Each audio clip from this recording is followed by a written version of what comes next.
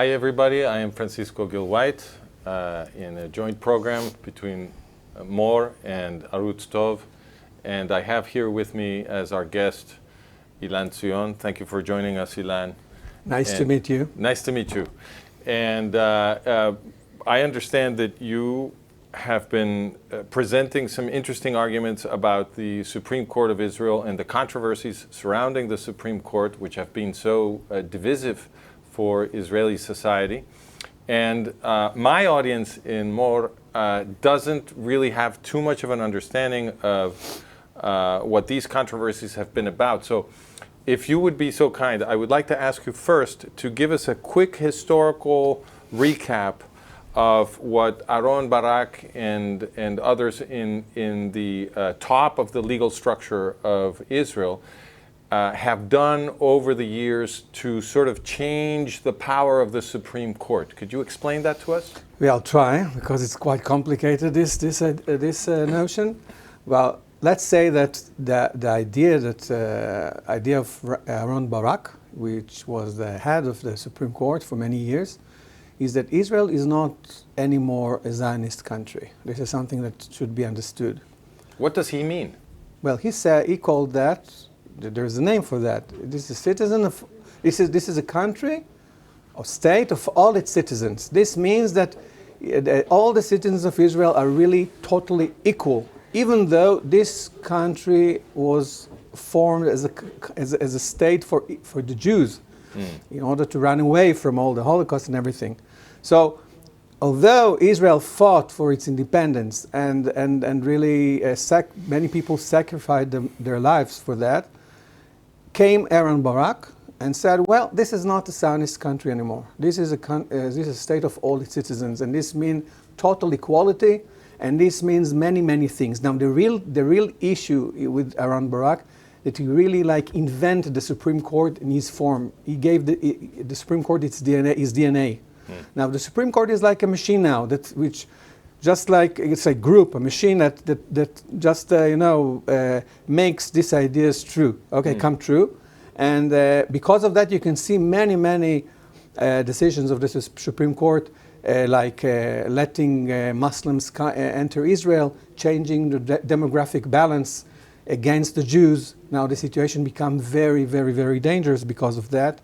And this is something that you cannot fight, because it seems like something that's really true, and you cannot really, because the Supreme Court says that. So this is like the legal truth, okay? But it's not. So if I understand you correctly, the situation that Aaron Barak has created is one where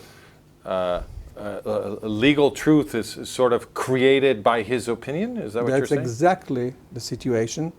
This is like, let's say, like in Islam, Muhammad. Muhammad in Islam is like Aaron Barak in the Israeli legal system.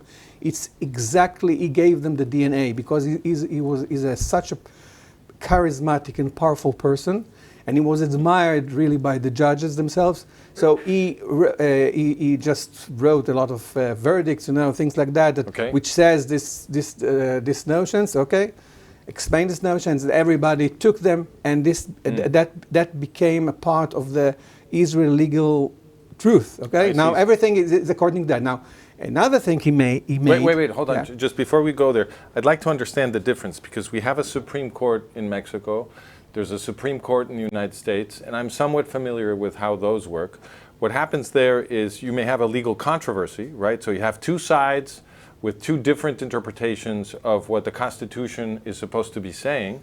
And so if the controversy cannot be resolved in the lower courts, it goes all the way up to the Supreme Court, and then the Supreme Court agrees to hear the case, and then the judges in the Supreme Court analyze the controversy, they hear the arguments on both sides, and then they decide who is right. And once they make that decision, then that becomes law. Right? Well, in Mexico, you need several decisions in the same direction for it to become jurisprudence, for it to become new law. But you need that process of controversy and comparing to the Constitution so that the Supreme Court can make new law. What happens here? In Israel, the Supreme Court is much stronger than the Supreme Court in Mexico or in the United States.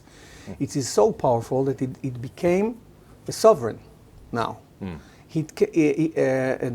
what happened is that the Supreme Court just stripped the parliament and the government from all its powers. Now all the powers lay in the hands now of the judges.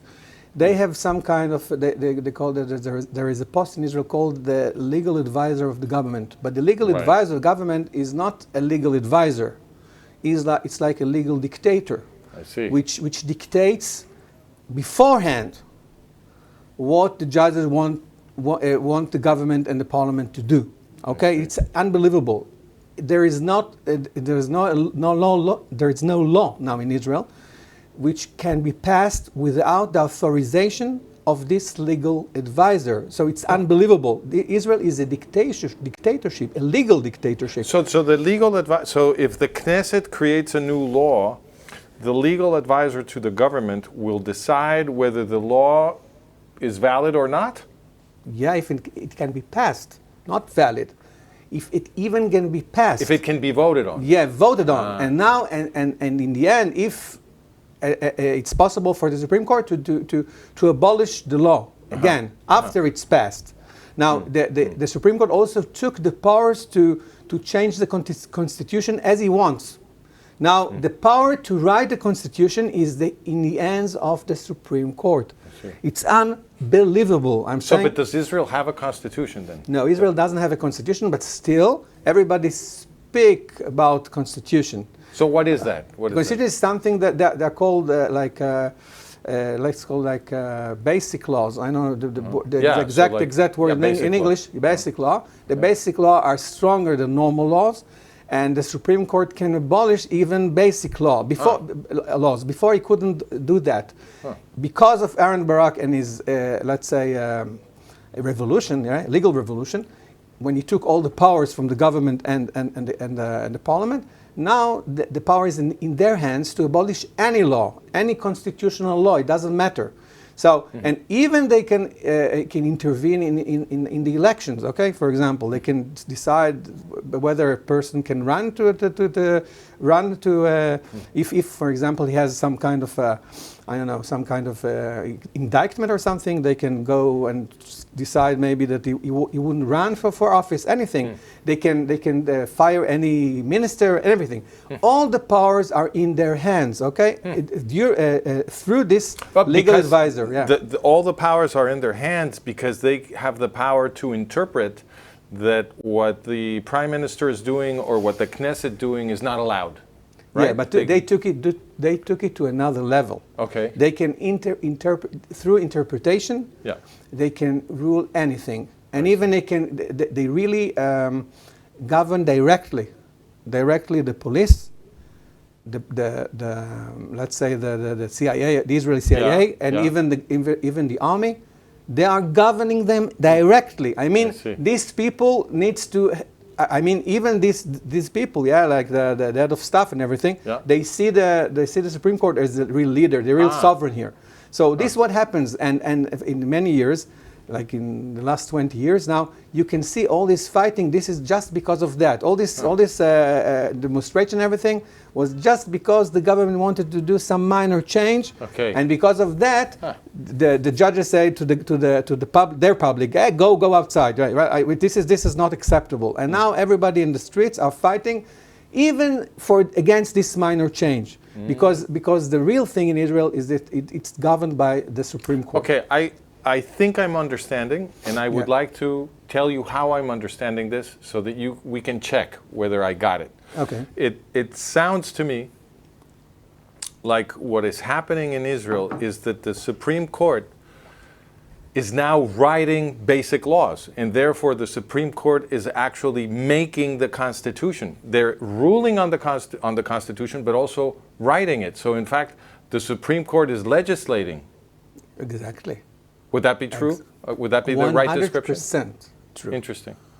This is appalling. So would it be correct to say that all power now lies in the ideology of the Supreme Court judges? That's right, and really in the ideology of Aaron Barak, because it's very important to understand that the judges themselves of the Supreme Court might be Zionists, okay? Might be, yeah? I'm not saying that they're not Zionists, But Aaron Barak was not Zionist, and it doesn't matter what are the personal views, what are their personal views, because the Supreme Court is like a group. The group has its own DNA. Not one judge can change this DNA. Even you and I became judges of the Supreme Court. We really cannot change anything, because this is a group that has has its own characteristics. Now, and its characteristics are anti-Zionist. They are saying... What does that mean, anti-Zionist, for an Israeli? What does that mean? This means that, for example, the Supreme Court or the courts will let almost every person becoming a citizen of Israel, even though he's not Jewish. Now, every reasonable person understands that if you change the demographic balance and you'll have like 50% more of Muslims, you're dead. Very, very simple. You're dead, okay? Now, in order to survive as Jews, because Jews are very nice people, you know, mild, you know, they're not really violent, but Muslims are different, okay? They are much more they're much stronger and have this belief in their ideas. I'm not speaking about bad or not bad. I'm speaking about just the real characteristics. They are much stronger than any society, not only the Jewish society. Well, I think when you say strong, you mean violent. Is that what you mean? No, not only. I think that the Muslims are very, very strong. I mean, because... What does that mean? Because, for example, let me give you an example. If you send like 1,000 Muslims into a European country, okay? And wait like, 100 years. Now, these people would become like, I don't know, maybe 200,000 people, I don't know how many. But if you'll check, you'll see that they're not going to mingle in the society, and they're not going to be changed. They won't change into Christians, for example. Okay. The real option is that the Christians will become Muslims, but would not go. This is what I mean by the word strong. I mean, so this is why in every culture that Muslims enter, they form let's say like groups. Yeah. Those groups are very, very strong. Also, they are violent because they believe really strongly in the ideas of Islam, which are violent ideas. Jihad is a central concept. I'm not speaking about right, wrong. This is about survival of groups. But why can't we say that jihad is wrong? No, I don't think this is the right language. I'll tell you why. Because I'm just speaking from a natural point of view of survival. Okay, if you look at the groups like groups of survival, in this, let's say from this angle. So the question is, who survives the best? Now, if you look like Muslim became from the 7th century until today, it became from 1 person to 2 billion person almost, and becoming it's expanding all the time. And if you look at Judaism, which is more than 3,000 years ago, we are like 15 million people. So, and Christianity is much stronger than Judaism, but still it's weaker than Islam. This is why I think there are different ways of talking about strength, because it is also true, I mean, those numbers you reported are correct, but it's also true that if you go back, say, 2,500 years, there were many different cultures living in the planet at the same time as the ancient Jews. And most of those cultures have now disappeared, and the Jews are still here. So that's another measure of strength. So from that point, I think it's the same measure of scale, because you can look at it in the same scale. I'm not saying that Judaism is the weakest, because there are other cultures which were weak, even weaker. I see what you're saying. But if you look at monotheism, monotheism is something that Judaism invented. And from that came out the Christianity. Christians are really Jews, really. And Muslims are not Jewish or Christians. They are different, but still they build their religion upon the same principles. So let me bring it back to Aaron Barak. So if I understand you correctly, correct me if I'm wrong, you are saying that Aaron Barak believes that it would be okay for the state of Israel to become a Muslim country. Of course. I see. Yeah. He's like, this is something that he would not say, but this is something that comes out. It's a conclusion of what he's done. A conclusion from hundreds of steps he has taken. Okay, so So he wouldn't admit that, but of course this is his notion. No question about that. I see. Okay, so now allow me to understand something, because you describe Aaron Barak as a leftist and as an anti-Zionist. I'm not saying I don't like the word leftist exactly. No? Okay. Because.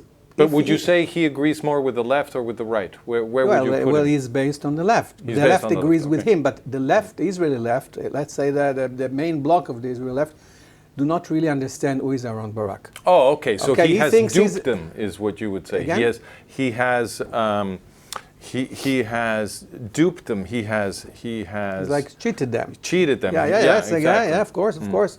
If anybody from the left hears me, you wouldn't believe. So, it's not a problem. Yeah, no, it's not. But if you look at the facts, he will have to he wouldn't admit it anyway. Okay, so it would be fair to say, in your opinion, that even though Aaron Barak has fooled many people on the left, you would agree that the left accepts him as one of their own. Of course, of course. Okay. And follow him like a herd. Okay, so the left follows Aaron Barak, they accept him as one of their own. He is an anti-Zionist. But Israel, for many years now, has been governed by people who say they belong to the right. So my question is, what have these people, and in particular Benjamin Netanyahu, done over these years to stop Aaron Barak from what he's doing? Or is there nothing they can do? I mean, first of all, you have great questions, I must say, and really deep questions. And the answer, is going to be shocking. Okay. I'm saying all the time that Benjamin Netanyahu is cooperating with Aaron Barak. I see. Okay, but from the other side, these two people really govern both blocks. Okay.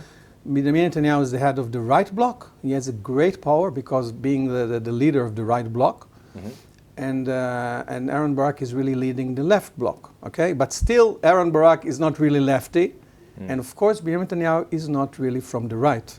Okay. Aaron Barak, if you see what Benjamin Netanyahu said many years over, he said over and over again. Adopted ideas of the extreme left. Okay, I think that Benjamin Netanyahu is an extremist of the left. Okay, now the point is, and this is very interesting, the groups, the two blocks, follow the leaders to any place they will take. Okay, they will take them any place. Okay, now this is very funny because we have in the right very people that looks extreme to the right, but they are following someone who is adopting all the time very lefty, extremist lefty ideas. Okay, one of them, for example, is the idea that you can release all the terrorists for one soldier. For example, this is an idea that 50 years ago, in the 1970s, even the left or the extreme left didn't even think about that. Okay, it was unthinkable. Unthinkable at all, and this is because it was a non-legitimate idea at that time. I lived that era, so I know.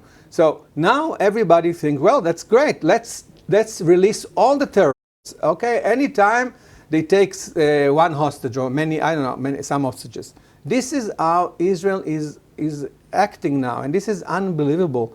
You cannot really survive in this area or anywhere in the place. I'm sure that in the United States, no one would think like that. If you look now at Trump, for example, Trump really don't understand if it's possible. Well, it really, because even the Democrats in the United States wouldn't even think about releasing terrorists because of hostage or anything. And any country in the world wouldn't agree with that. But in Israel society, that should be the strongest in order to survive in this place, because we're 7 million Jews that are, circumferent by 500 million Muslims really want to slaughter us. You cannot act like that. And this is what our leaders taking us to. In other words, Israel is projecting an image of weakness when it participates in these... Weakness. Israeli society is projecting an image of weakness, a real weakness all the time. That's very dangerous. Very, very dangerous. Very dangerous. When you look in television, for example, at people, you can see all the time, you can see that people crying all the time about the hostages. Say, oh no, it's not possible. Let's release everybody for them and so on.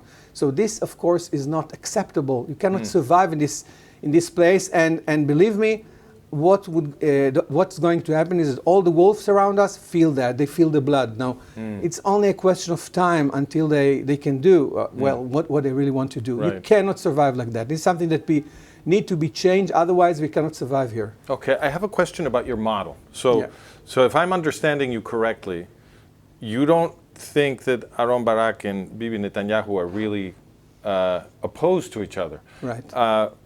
However, what we hear in the news, when we watch the news and we learn about what's happening in Israel and so forth, what we see is the Prime Minister saying that there are things he would like to do, but that Aaron Barak won't let him do that. And it looks like they are opposed, and the people on the streets seem like, there's a lot of people supporting what Netanyahu says that he wants to do to limit the power of the court, and then there are many people who are on the other side saying that any move by Netanyahu to limit the power of the court would be the destruction of Israeli democracy or something like that. And so it seems that there is a very strong opposition. Are you saying this is all theater? Well, it's more complicated. The truth is always not black and white, okay? Now, it's really, first of all, it's like a show for the people. This animosity, it's not really real, okay, between Netanyahu and Aaron Barak. They're pretending. Pretending, yeah. And also at the same time, they're enjoying that. Because when you make these two blocks, fight each other, then the groups themselves become much more violent against each other, and then nobody thinks about what's going on. But why would Netanyahu and Barak want people fighting each other inside Israel? Why do they want that? This is a great question. I think this is somehow connected to their personalities. They are not Churchill. Okay, let's say Churchill, for example, was a great leader which really cared about his people. But there are some, let's say, cynical people. Many of them can get up to very high posts because of their cynicism. I won't say anymore. And because of that, they really don't really care. They care more about their stature, and about their future personally, yeah. Maybe some of them believe that are like gods now. So Aaron Barak thinks, well, I'm like a god. I'm just better than you. Okay, but I would decide it for you, okay? And then it's like he feels like immortal or something. Because he has so much power. Yeah, that's right. There are some people, very dangerous people, because of that. This is exactly what I'm saying. Okay, now, but the thing I don't understand is if these people are addicted to power, right, which is the model I'm hearing, how does it help Netanyahu have more power that Aaron Barak becomes the all-powerful Supreme Court judge who can tell Netanyahu what he can and cannot do? How does that help Netanyahu? Well, let's say that Benjamin Netanyahu is a person who sells everything. Sells? Sells, yeah. You sell everything. Everything. You just look. You can see that over and over again. So if he sees some very powerful side against him, well, he start to negotiate and sell them things. For example, Benjamin Netanyahu signed an agreement with the Supreme Court. It's unbelievable. This is only one in the world, Israel.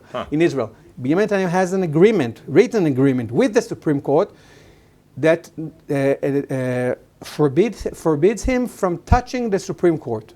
In Israel, it's unbelievable. Yeah, you never heard about that. No. Yeah, nobody talks about the important things. Now, Benjamin Netanyahu cannot touch the Supreme Court by an agreement, written agreement. Have you ever heard about a country which the Supreme Court has a contract, written contract with the Prime Minister, which make them exterritorial? Have you ever heard about that? Never, because the idea of democracy is that the separation of powers means that each power has its own sphere. Perfect. And they can't be negotiating their powers. That's supposed to be set in the Constitution. It needs someone from outside, very intelligent person from outside to understand and say what you said. But in Israel, everybody are captured in those two blocks and fighting each other all the time. This is why if you fight all the time, you cannot see what's going on, you know. Going on internally. Yeah. You cannot understand anything. So all the Israel professor, we have a lot of genius people, and they cannot understand that because they are part of the left and right that fighting all the time. Okay. This is what these people gain from this fight. When you are fighting, you don't understand anything. You don't have any really. You cannot really, let's say, evaluate the situation. So you would interpret the fight between the apparent fight between Aaron Barak and Benjamin Netanyahu as a distraction, so that ordinary Israelis don't understand what the government is doing? This is part of the picture, not all the picture, because we have to understand that in the beginning, Aaron Barak and the Supreme Court really wanted to attack the post of the prime minister in order to take sovereignty, okay, over Israel. Now they in order to become the sovereign, right? The sovereign. That's right. That's right. And they succeeded in that because also we signed an agreement with them. Yeah, but still, they didn't understand that they are dealing with a super intelligent person. Benjamin Netanyahu is a real genius. I'm not laughing at all. He's something really special. He's like a great grandmaster in chess. Okay, I see. You cannot really. You can't outwit him. No, it's not possible. He can outwit anybody, even the legal system. Now, what happens that they think that they are ruling over him? Who, the Supreme Court? The Supreme Court, really. All the legal system. They are really the sovereigns here. They think they are sovereigns. But it's not exactly right because Benjamin Netanyahu is using its post, okay, and this kind of like a fight against them, this power, it's like balance of power like that, okay. And then he can maneuver Israel to anywhere he wants. Now he is doing this very intelligently. But do you think he's doing it in agreement with Barak? So they're agreed to part of it. For example, you can see that this very strange resolution that Israel accept the sovereignty of the International Court in The Hague. Okay, in The Hague. Okay. So this international court, this was something that in the past nobody in Israel would agree to that. This was a very unbelievable resolution. But still, Benjamin Netanyahu took it and he appointed who? Aaron Barak to be a judge in the international. Wow, that's kind of revealing, isn't it? Yeah. So these two persons, these two big people, big persons, but I would say that they have this personality which I wouldn't like to talk much about, but they are really cooperate with each other. They are very super intelligent. They are two geniuses, by the way. So they're all they're fooling all of us. Is your model? Yeah. This what happens, and they even fooling the supreme judges themselves because even the supreme judges themselves are normal persons that they might be Zionists and everything, but still they are part of a machine. Like this group of the Supreme Court are people that has this DNA. So if you are in a car which can go only that way, and you're driving it, well, you go that way. The Supreme Court would always go to this idea of losing the demographic balance, and letting Arabs enter, and all the rights of the Arab, in Gaza and blah blah blah. You understand? So if you had to say in just a couple of sentences what you believe is the final goal of this theater between Aaron Barak and Benjamin Netanyahu, where are they taking the country? What are they trying to do? I think that Aaron Barak built the let's say the form, the mold. Yeah, the mold is like Israel is like not a Zionist country anymore, and Benjamin Netanyahu is fulfilling this idea. Okay, he is like acting in accordance with that. It has doesn't have any problems. I can tell you, for example, that in 2010 I was the advocate for fighting against there was in Israel Supreme Court there was kind of an appeal that tries to abolish law in Israel that didn't let Arabs coming into Israel and unify their families. And I was the lawyer that represented some groups there, with against those appeals, those petitions. And it was again before 11 judges. In the end, we succeeded to win somehow 6-5 and just block this situation. And if it wouldn't have been passed, then we would have like hundreds of thousands of Palestinians would come and enter Israel. Now I can tell you that at that time, the prime minister was Benjamin Netanyahu. And we have tried to talk with him and appeal to him and everything. He didn't want to do anything. He didn't really care about the possibility, the appalling possibility that hundreds of thousands of Palestinians would come into Israel. You have to understand. At that time, I didn't understand it, but now I understand. This was a part of this cooperation. Well, he really let Aaron Barak do his thing, and he got like being prime minister for life for that. Why? Because prime minister for life? Because you have the Netanyahu case, yeah, right? And this trial, Netanyahu trial, is really something which is not meant to finish any time. Okay, but for our viewers, so that they understand what we're talking about. So there have been some accusations against the prime minister, right? He is accused of, what is it? Well, believe me, nonsense. Like getting some nonsense. Okay, really. So frivolous. These are frivolous accusations. Yeah, really. But still, they brought like 330 witnesses. 300 for bullshit things, right? And he needs to bring like hundreds of. And 5 years ago, I've said in interviews that this trial is not meant to finish ever. All the idea of this trial is to hold the post of the prime minister, like in a power balance, okay? I see. Yeah, balance power. And this is what they got. They got this agreement with him, which he cannot touch them. And now he's also, let's say, profiting from that because if he is persecuted by the legal system, now he is regarded as like, how would you say, for like, he's like hostage or something for the Israeli right. Now, Israeli right cannot not vote for him now. He's hostage in the hands of the left. So all this Netanyahu trial just distorting all the political system in Israel. And this is why you cannot get rid of Netanyahu. And he can take you whatever he likes because always the right would vote for him, okay? So he will change there in power, and this is why he's profiting for that as well. Okay, so tell me if I'm understanding your position. It sounds to me like your model of Israeli politics is saying that, well, there are a lot of people on the right who are disappointed with Netanyahu's performance, who believe that Netanyahu has not delivered on his promises, and is not behaving like the Israeli patriot that they would like him to be.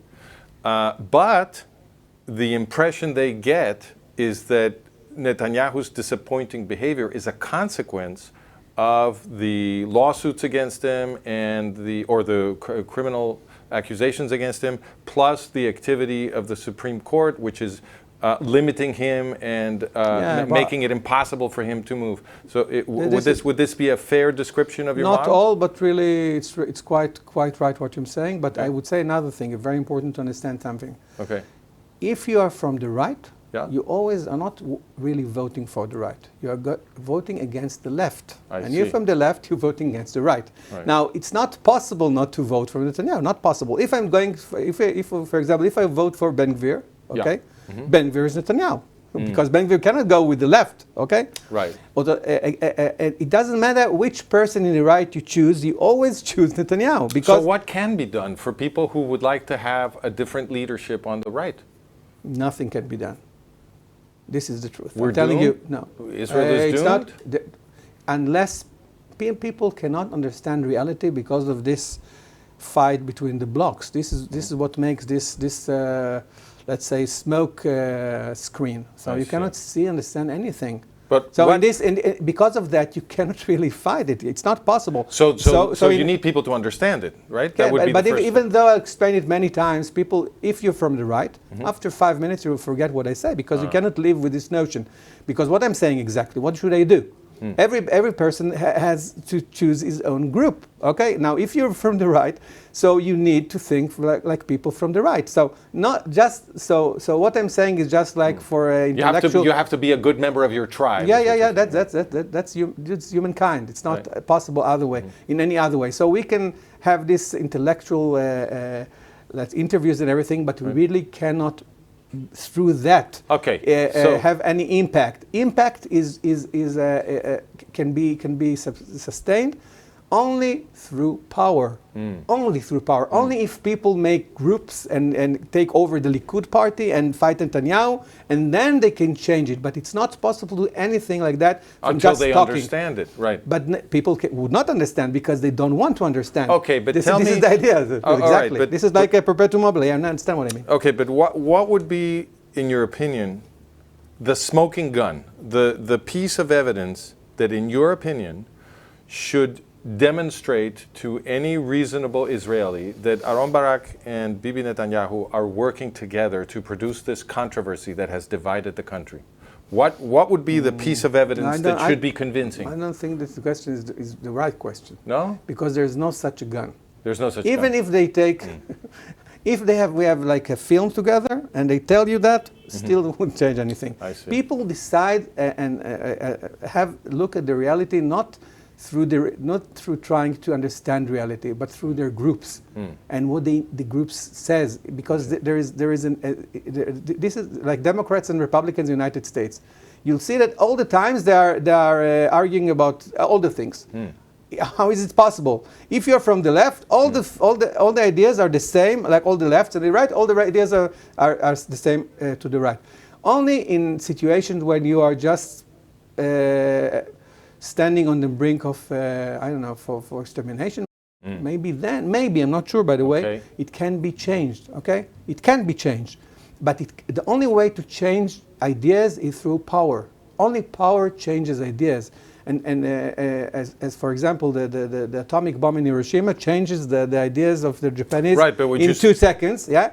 You need it the same in any country. So if you get some, I don't know, Churchill coming now and say, well, Netanyahu is not good, and then he's very charismatic and everybody choose them, and so it would change. I see. But you think it's possible that a leader could emerge in Israel and bring people around him to challenge Netanyahu? That is at least possible. Well, Netanyahu is like 75 years old. And but maybe Israel cannot afford for him to get too old. I mean, it's a dangerous situation now. You understand it so well, I must say. I'm very happy to speak with someone who can understand so well. Well, I'm only asking you questions. Yeah, but still, you're the one who understands it. Yeah, but I see through your questions you understand it so well. So it's not possible for me to speak with an Israeli who would understand it like you do. Right. So it's possible, I'm saying, but the situation is deteriorating from moment to moment. Yes, very quickly. And very, very quickly. So I think that what's happening now is that all our enemies around us feel the blood. They feel that they're very weak. I don't know. They smell blood. They smell blood, and I can see that the actions of our leaders are not really forthcoming. This. Well, they're not pro-Israel. No, I'm not saying pro-Israel. But for example, there are threats to Israel which are not being dealt with, okay? I see. So, and you don't do what you need to do, okay? The situation is very, very grim, very dangerous, and no one's doing anything about it. Tell me, how do you think it's possible that we have like one of the strongest armies, I think, on the planet, and still we cannot take over this tiny little strip that holds many people of your own and let them die there, let them being raped? Is it possible? Insane. It's insane, right? Now, any person in Israel do not understand that because it's like hypnotics. Well, nobody thinks about conquering the Gaza, no? Even Trump tell us, well, conquer Gaza. Okay, Trump need to say to us. And we called Trump to help us release these people that are just 4 kilometers from here. Do you understand that? This is impossible. But I actually think it's worse than that, because just a few weeks ago, Trump said that if all the hostages were not released by Saturday, then all hell would break loose, which in diplomatic speak, he's giving Netanyahu the green light to go ahead and conquer Gaza. You're right. And but Netanyahu didn't do it. He really asking him for doing that. And Netanyahu wouldn't do that because Netanyahu from the beginning did not want to conquer Gaza, didn't want to really. But why? Oh, this is a great question. What I suggest you to do is always look at the actions of people. Yeah, I agree with that. This is the opposite. You see someone doing something, so this is what he's doing, you know. For example, it's very funny, but there is a girl, I don't know, we raped her, okay? Yeah. As well, they see her corpse. Right. Well, this means that someone did it, right? Of course. There is a person capable of doing that. Right. Now, if you're thinking from the other side, well, it's not possible, there's no person can do such a thing. Why would the person who should do that? It's too awful. It's too awful. Nobody. But you are a normative person, so always look at what the person does, and ask the questions from there. Right. Now, I don't know what he's doing that, and of course that made many of the hostages being killed. Okay, it's killed. But still, he did it, and still is doing it now. Why? Well, that's a good question. This is something maybe connected to his personality, to his, I don't know. Okay, I don't want to say. But we do need a model. Like we need to have a good theory. Yeah, but the problem is that we are normative people. 97% of the people are normative. Okay, if you're using the right word. I'm not sure what you mean. Like being a normal person. Normal person. No, but there's a word for that. Being, I don't know if you have mainstream it in English. No, you have it in Hebrew. I don't know if you have it in correlation in English. It's being normative. It's called. Okay. But anyway, 98% of us, but 2% of us are not normative. Okay, all this, many people has the ability to act in society not in according with its values and live with it. They may be bad people. I don't know.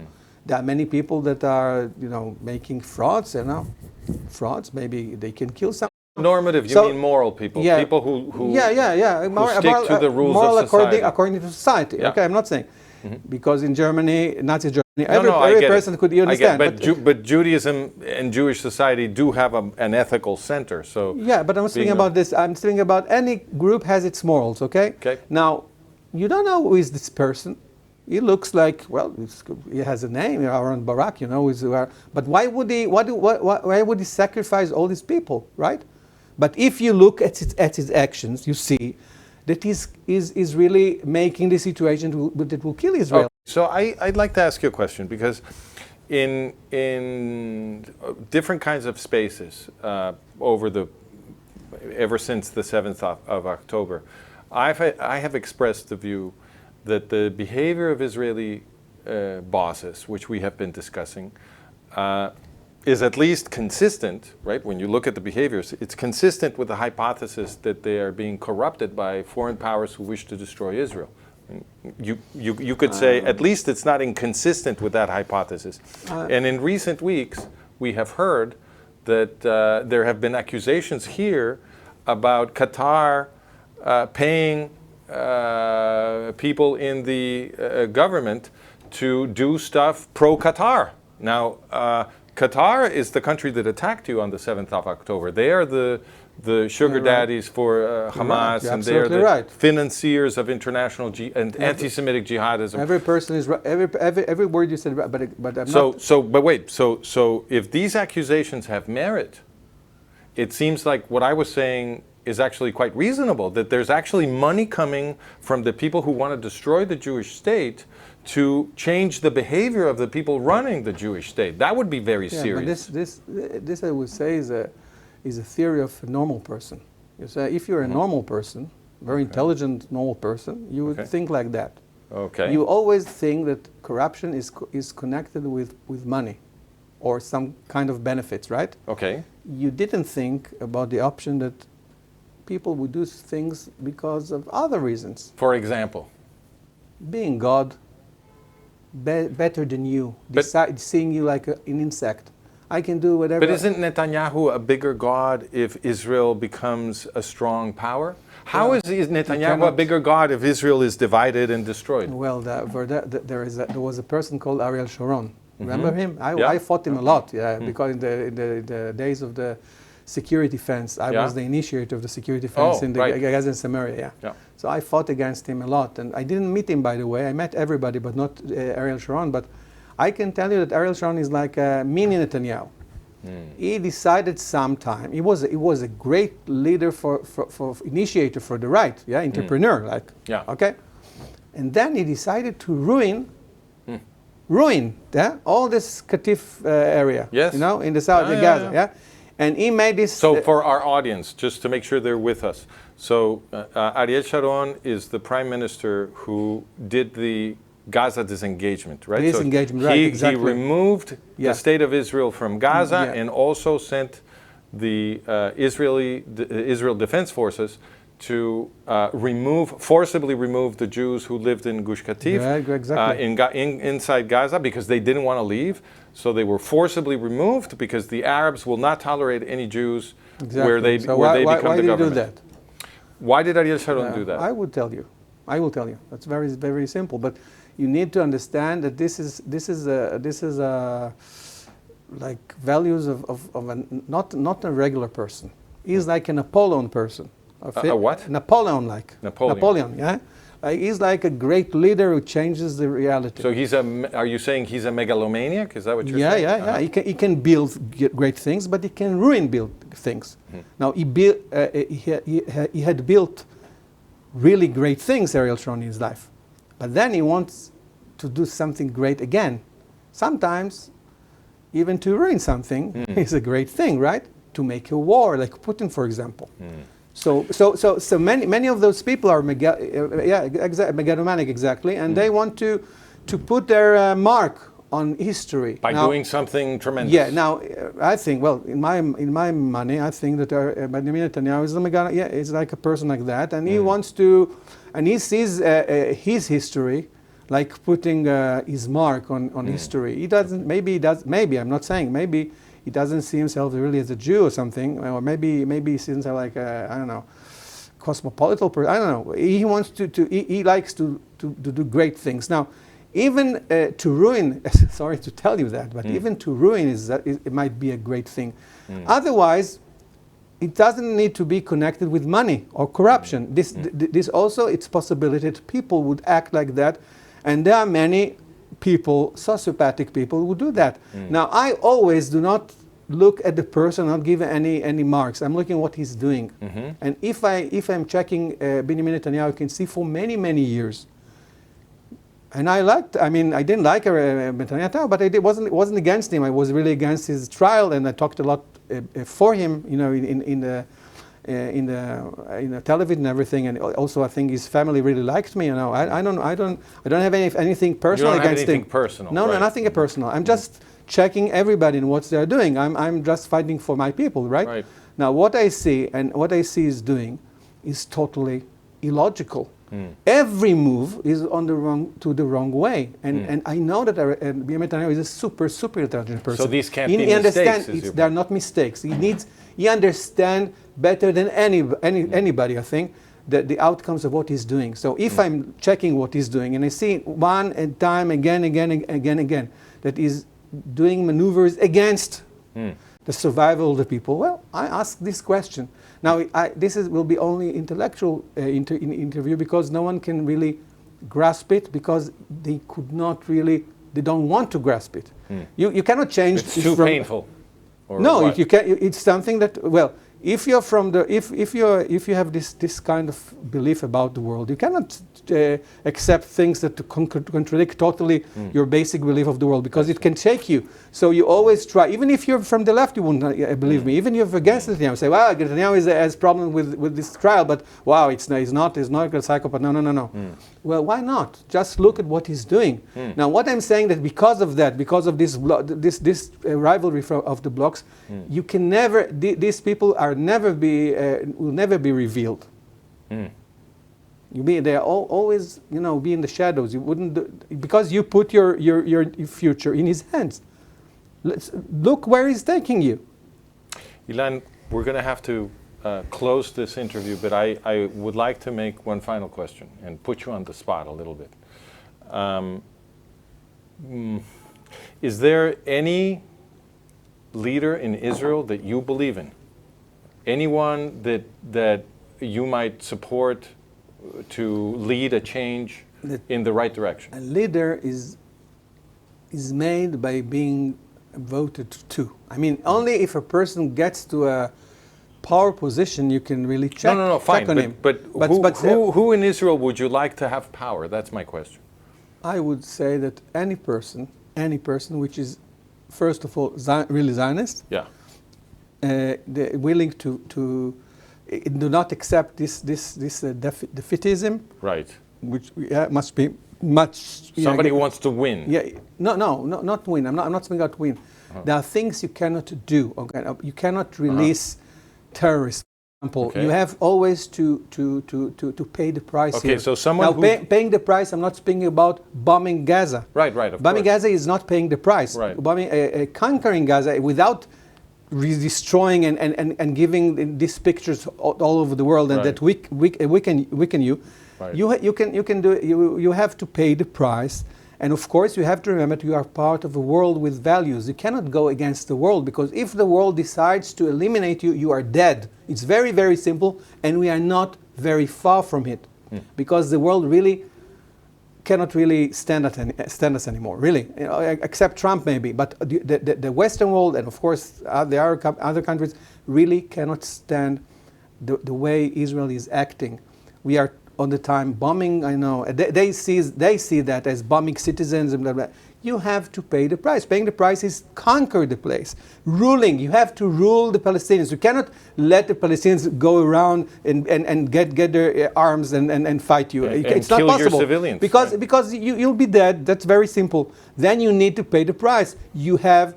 There is no other way. You have to rule them. So who, in your opinion, is that kind of person that if they had power in Israel, they would do this? Who is it? I don't see. First of all, if surely there are people. They might not be in the political system now. Okay. They should come from the people, but still the problem is that no one speak like. Or no one is saying the right things.